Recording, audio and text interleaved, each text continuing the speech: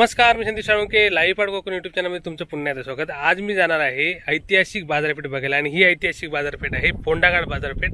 कारण ह्या बाजारपेठेला म्हणजे म्हणतात ना की खूप साऱ्या म्हणजे हजारो वर्षाचा इतिहास आहे। कारण ज्या वेळेपासून मानव कोकण आणि इतर महाराष्ट्र म्हणजे कोकणाच्या वरती जो भाग आहे घाटावरती व्यापार करायला चालू केलं, त्या व्यापार म्हणजे ते जेवढे वर्ष व्यापार व्हायचा तर त्या व्यापारामध्ये प्रमुख जे आपलं म्हणतात महत्त्वाचं स्थान होतं ते या बाजारपेठेचं होतं। कारण या ठिकाणी घाटावरून म्हणजे देशावरून भरपूर व्यापारी त्या काळात सुद्धा यायचे आणि अजूनही ही बाजारपेठ तशीच आहे आणि म्हणतात ना की याला एक ऐतिहासिक महत्त्व आहे। आणि या बाजारपेठ आणि या गावाबद्दल आपण आता म्हणजे ते गाव कसं आहे ते बघणार आहोत, फोंडाघाट।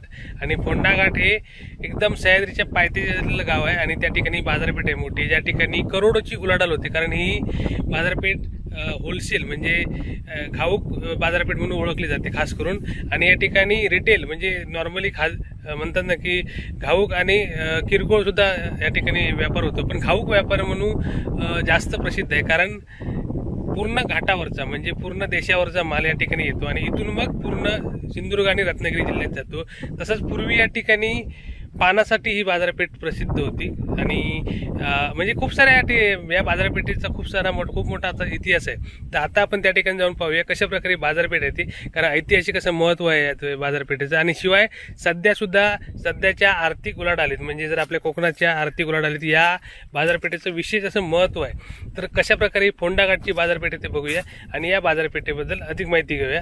तर आता आपण चाललोय फोंडाघाट, तालुका कणकवली, जिल्हा सिंधुदुर्ग या ठिकाणी। तर आत्ता आपण बघतो ते आहे फोंड्याचं बस स्थानक आणि या ठिकाणी लोकल म्हणजे आजूबाजूच्या गावांमध्ये पण बसेस जातात आणि लांबच्या बसेस सुद्धा इथे थांबतात। थांबा इकडे।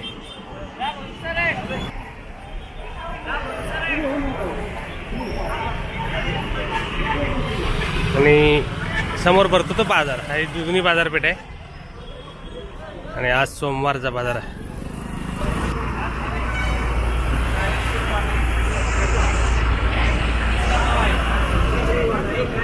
तर हे बघा इकडे भाजी वाट्यावरती 20-20 रुपये वाटा।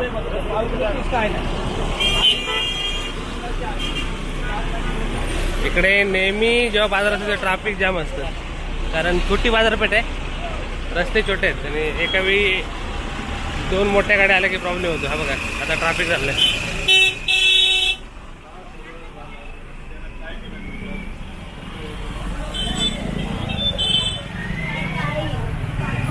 आणि व्हिडिओच्या शेवटी आपण ही संपूर्ण बाजारपेठ आणि आजूबाजूचा परिसर ड्रोनच्या माध्यमातून बघणार आहोत, तो सुद्धा नक्की एन्जॉय करा। हे बघा इकडे चप्पल आहे, सगळं घाऊक आणि होलसेल आणि पूर्ण घाटावरचे म्हणजे कोल्हापूर, सातारा, सांगली सगळे व्यापारी या ठिकाणी येतात। सोमवारचा बाजार। गरम मसाले बिये आहेत ते कसे आहेत ते गावठी बी आहे, यांच्याकडे गावठी बी आहेत। कुठचे बी आहेत? पडवळ, कारला, भेंडी, गवार, काकडी सगळे 10,000 रुपये। 10,000 रुपये पॅकेट आहे। ठीक आहे। काय ना तुमचं? रवी सावंत। कुठचे तुम्ही? मालवणचे। आणि प्रत्येक बाजार असतात? आज फोंड्याचा बाजार, उद्या काय कणकवली आणि नंतर वैभववाडी, नंतर गुरुवार आचऱ्याचा बाजार आणि ओके कनेडी। ओके झाले 7 म्हणजे घरी नाही, 7 ते 7 दिवस रात्री घरी फक्त। आणि आज किती वाजता? दुपारी निघणार? दुपारनंतर ना, बाजार संपल्यानंतर। आज ते फोंड्याच्या बाजारात मालवण येईल बियाणे घेऊन, चांगला। इकडे सगळे दुकानात लाईन। तर अशा प्रकारे दर सोमवारी अर्धा दिवस बाजार असतो इकडे। हे सामान हे चार्जिंग केबल वर कसे आहे ते? 150 रुपये एक। लाईटवर पण चालेल, लाईट गेला पण चालेल। शिकारीची बॅटरी 250 आणि किती वेळ चार्जिंग राहता? 5 ते 6 तास राहतं ना। 7ची बॅटरी डोक्याला लावायची बॅटरी, शिकारीला किंवा अशा कामासाठी वापरतात। चार्जिंगचा कंदील 300 रुपये।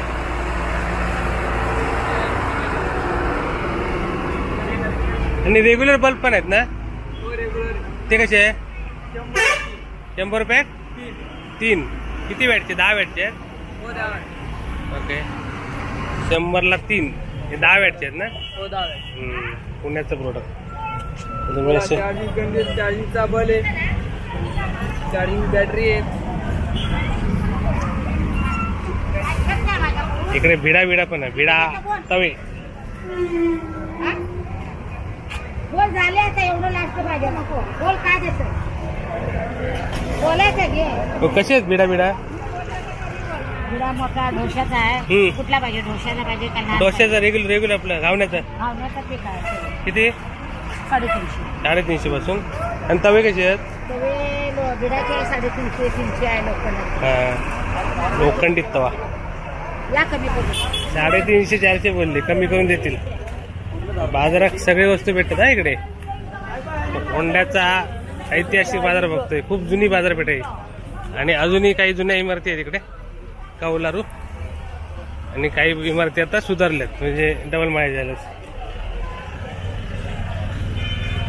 तर जवळपास म्हणजे एसटी स्टँड पासून पकडले ते बाजारपेठ अर्धा किलोमीटरपेक्षा जास्त मोठी बाजारपेठ आहे. लांबलचक 500 मीटर प्लस. आणि आता आपण आलोय राधाकृष्ण मंदिर बाजारपेठेत आहे. आपण दर्शन घेऊया.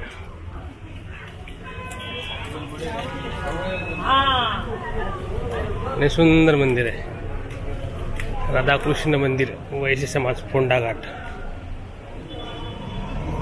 भव्य दिव्य असं मंदिर आहे. बाजारपेठेच्या बरोबर मधोमध आहे.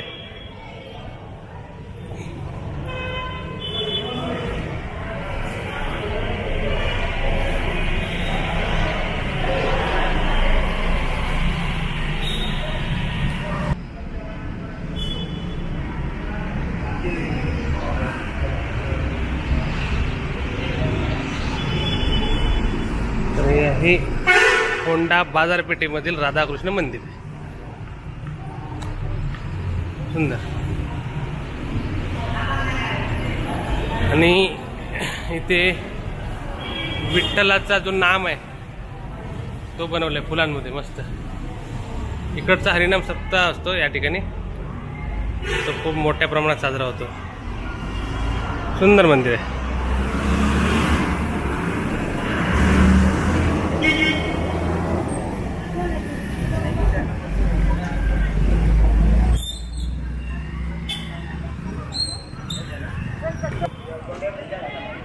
या ठिकाणी हॉटेल स्वागत. आपण इकडे चहा आता आपण पारकरांच्या हॉटेलला जाऊ. फेमस पारकरांचं हॉटेल राधाकृष्ण मंदिराच्या समोर. आणि गरम गरम कांदा भजी. पाऊस पडलो ना आज सकाळी पाऊस पडलो. इकडे नाही पडलो, तिकडे त्या बाजू पडलो, तर साईडला पडलो. कांदा भजींका डिमांड असते यांची. आणि बाजारामधल्या तरी बाजारात त्या दिवशी किती किलो कांदा भजी होता चालूच असतं ना गिरायकेपर्यंत. त्यांची कांदा भजी फेमस. आता पण कांदा भजी आणि चहा पिणार. पारकरांचं हॉटेल या केव्हा पण चांगला नाश्ता असतो इकडे आणि नेहमी गर्दी असते वेगळी. राधाकृष्ण मंदिराच्या समोर पारकर, लक्षात ठेवा. तर आता आपण त्यांची फेमस कांदा भजी मागितले. गरम गरम कांदा भजी. तिकडे बाजारा दिवशी पण गर्दी असते, रोज गर्दी असते. चांगला नाश्ता असतो त्यांच्याकडे. मी मागच्या वेळी पण आलो होतो पावसामध्ये, ज्यावेळी मी फोंडा घाटच्या धबधब्यावर गेलो त्या मस्त कांदा भजी भेटते इकडे. तर आज पण कांदा भजी ट्राय करणार आहे. आणि कांदा भजी हां भजी ही बघा, ही आहेत पारकरांची फेमस कांदा भजी.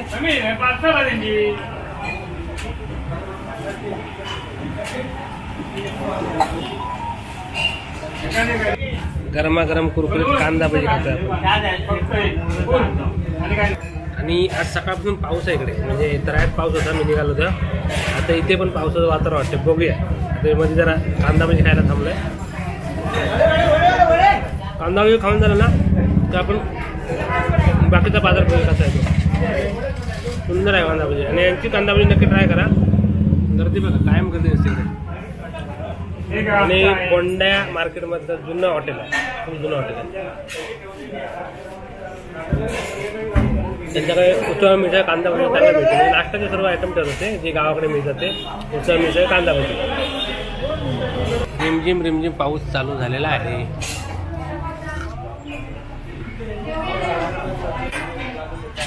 आणि या पारकरांचं फेमस वडापाव म्हणजे कांदाभजी वडापाव सगळा फेमस.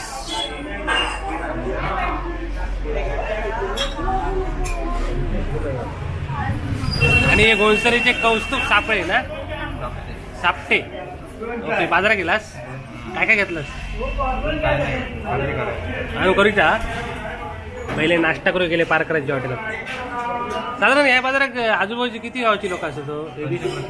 पंचक्रोशे दशक्रोशे असणार ना, 20 ते 25 म्हणजे लोरा, फोंडा, हडकुळ, गोंसरी, कुर्ली. बरोबर. सगळे यांचा मेन बाजार इकडेच. मी 7-8 गाव आजूबाजूचे आहेत ते मेन बाजार. आणि तुम्ही दर सोमवारी येतास असं मध्ये मध्ये घरा असत तुझी? आता शेतीची कामं चालली त्यामुळे आज गर्दी आहे शेतीवाल्यांची. आणि पावसाचं वातावरण आहे, बाहेर पाऊस पडणार असं वाटतं, बघूया. आणि हॉटेलमधून निघता पाऊस आला. आणि तुमचा अजून बाजार घ्यायचा ना, तुमचं बाजार घ्यायचं अजून. आता पाऊस प्रोडक्ट चालू झाला. सध्या नाश्ता काय काय? कांदाभजी, ओके, सगळं रेग्युलर नाश्ता. ओके. आणि इकडे पाऊस पण चालू झालं. यांच्याकडे बंगाली खाजा बिजा आणि नाश्ता बोलले उसळ मिसळ कटवडा. आणि इकडे पाऊस आणि कांदाभजी. पावसात कांदाभजी वडे सोडले की मिरची भजी आहे. पावसाचा जोर बघा, खतरनाक पाऊस पडतो. पावसाचा जोर मस्त. फोंडा काढता पाऊस बघतोय आपण. आणि मगाशी मोकळं होतं, आता बघा पाऊस केवढा जोरदार. इकडे फोंडा काठचं मध पण आहे. किलो 720 आणि पाव किलो 180. फोंडा काठ शुद्ध मध. यांच्या पारकरांच्या हॉटेलच्या बाजूकच आहे बघा. या पारकरांचं हॉटेल, हे राधाकृष्ण मंदिर, पारकरांचं हॉटेल. आणि इकडे तुमका गावठी फोंड्याचं मध भेटत.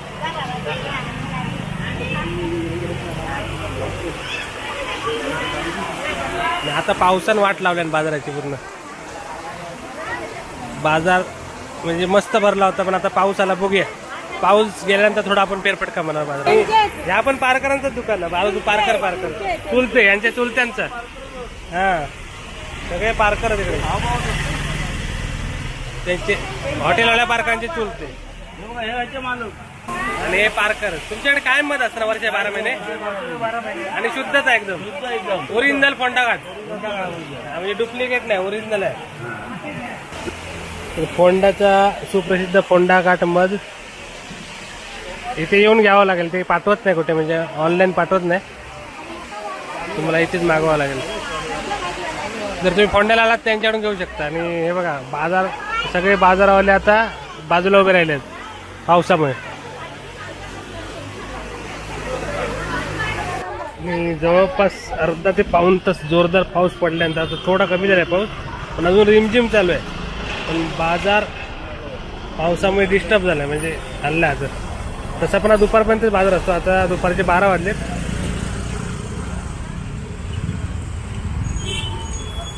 आणि आता आपण बघतोय ना, ते आहे इथलं ग्रामपंचायत भवन, फोंडा घाटची ग्रामपंचायत.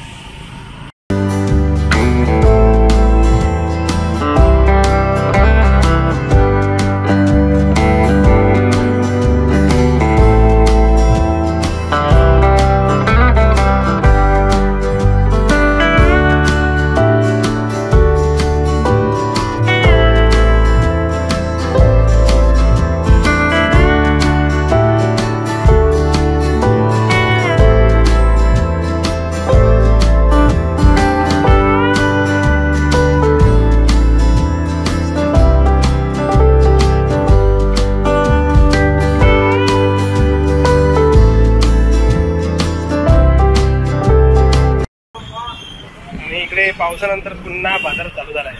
पण गर्दी कमी झाली, कारण पावसामुळे भरपूर लोक पटापट खरेदी करून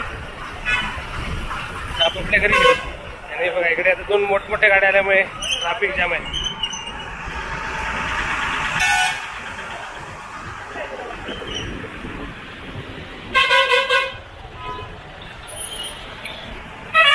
कसे आहेत नारळ? 20 50 ला 30 15. ओके, गावठी नारळ.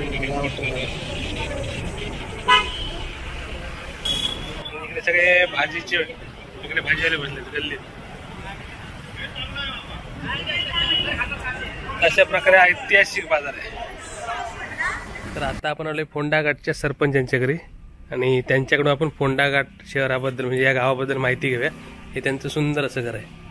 तर आता आपण त्यांना भेटूया आणि अधिक माहिती घेऊया.